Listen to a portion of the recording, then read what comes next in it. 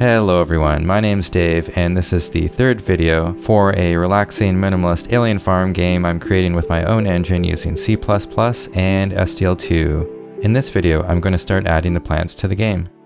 The first thing I did was set up a class called plant that stores basic information such as its position and textures. I also set up some code to draw both its main texture and shadow. In the game class's draw function, I set up some code to draw any plants on a list called listPlants. You can see the result here. So far, it's pretty basic and can only draw one plant, but it's usually best to start simple and small. Given that the world needs more plants, I set up some code to draw them with a mouse. That way they can be added quickly and easily. You can see just how much faster they can be added. One problem though is the fact that an infinite number of plants can be added on the same tile.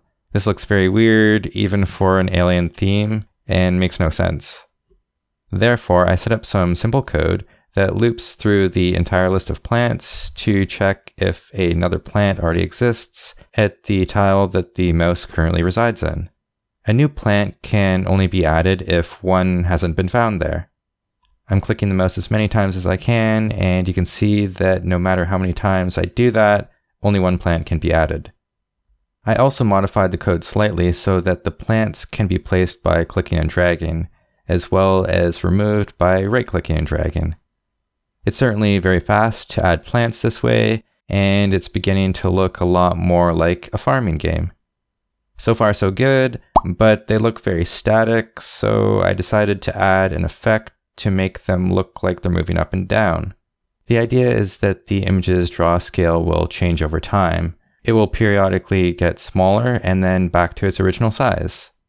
I created a variable for the draw scale, as well as a timer called timer move up and down that lasts for 2 seconds and starts with a random time. The timer is updated in the update function, and then the draw scale is computed using a cosine wave.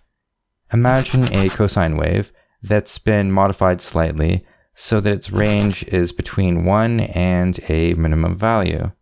As time passes, the scale varies smoothly between these two values. In the draw function, the width and height that the image is drawn at is multiplied by this scale to give the desired effect. You can see the effect in action for the plants here. I think that it makes them look a lot more lively. I might play around with the time and minimum scale in the future, but for now I'm pretty happy with the result. I suppose that if there are a lot of plants moving like this, it could end up being a problem for the YouTube compression, since so many things would be changing on the screen at once. However, they are pretty slow at the moment, so I don't think it will be much of a problem. I think this is a good place to stop for now, and I'll continue working on the plants in the next video. Don't forget to subscribe for more videos, and I'll see you in the next one.